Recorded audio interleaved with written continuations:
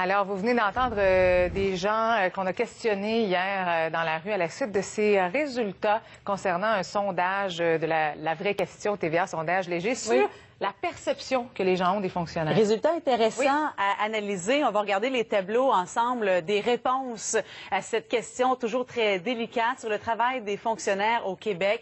Alors, les trouvez-vous travaillants, efficaces, motivés? Bien, la plupart des gens disent oui, mais quand même moins que dans le secteur privé, mais ils sont plus payés que les employés du secteur privé. Maintenant, excellente réponse. Maintenant, excellente estime finalement pour le travail d'infirmière. Quand on regarde, 93% des gens ont une bonne opinion pour les infirmières, 86% pour les professeurs, mais beaucoup moins quand on utilise le mot fonctionnaire ou col bleu, où là on a 35%, 31%, donc le tiers des répondants.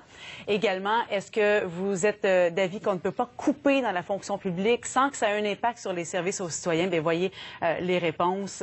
Le sondage démontre que les Québécois aussi appuie les efforts du gouvernement pour revenir à l'équilibre budgétaire. Justement, on va analyser ces sondages, ces résultats avec Lucie Martineau, qui est présidente du syndicat de la fonction publique et parapublique. Bonjour, Madame Martineau. Bonjour. Dites-nous, pourquoi, selon vous, la perception des fonctionnaires est si basse dans la population? Pourquoi les gens ont toujours tendance à dire que les fonctionnaires, peut-être, travaillent un petit peu moins que les autres? Parce que le mot fonctionnaire est galvaudé. En fait, vous prenez infirmière, vous voyez tout de suite c'est quoi l'emploi de l'infirmière. Si je vous dis inspecteur en alimentation, si je vous dis agent d'aide à l'emploi, si je vous dis enquêteur, si je vous dis percepteur d'impôts, si je vous dis...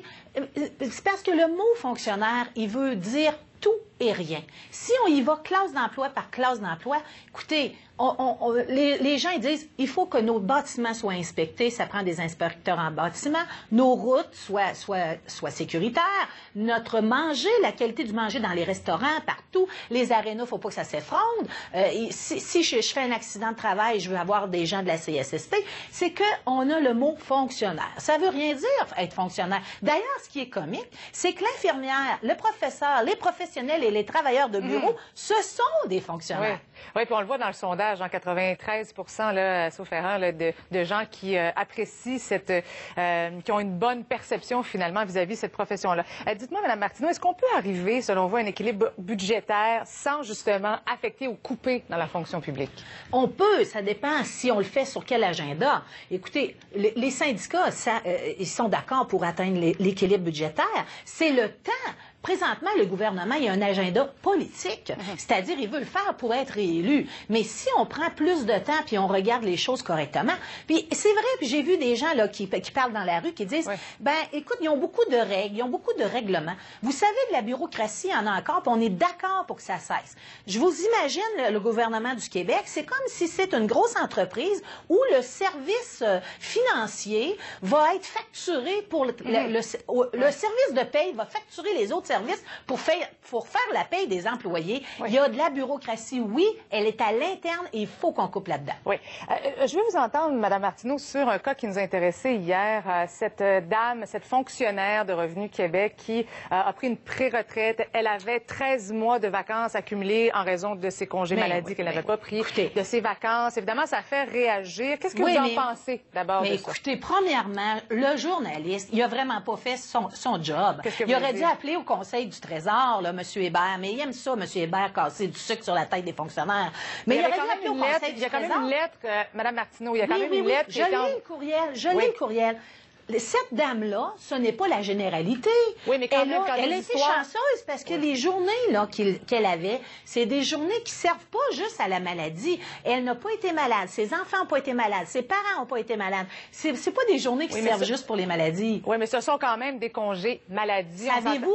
Savez-vous, le Conseil du Trésor, qu'est-ce qu'il aurait dit à M. Hébert?